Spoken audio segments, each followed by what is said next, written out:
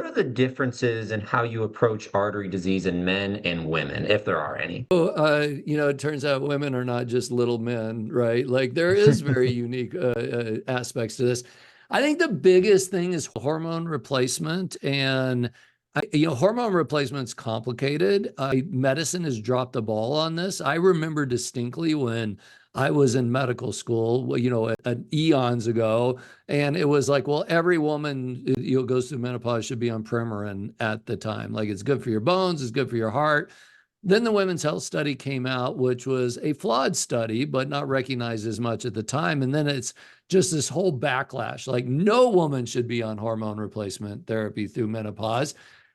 Millions of women suffered through that. We now know that it's a much more nuanced discussion. And, that's why we have an internal medicine specialist in our practice as well that sees every patient to address cancer screening, hormones, inflammation, liver, kidney, osteoporosis, like all of those things, because it's all intimately integrated. And if we want the best outcomes for your heart, we have to make sure that those other things are optimal as well. A little nuance in women and men in heart disease.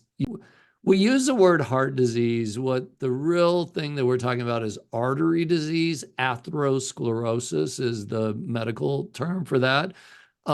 Men mostly show that, not always, mostly show that as heart attacks, whereas women mostly show artery disease, atherosclerosis, in higher dementia risk and higher stroke risk. And so I've learned this over time. That's why I will look at both the carotid arteries and the heart arteries. I have a number of women, including one this morning, has plaque in her carotid arteries, has zero artery disease in her heart arteries.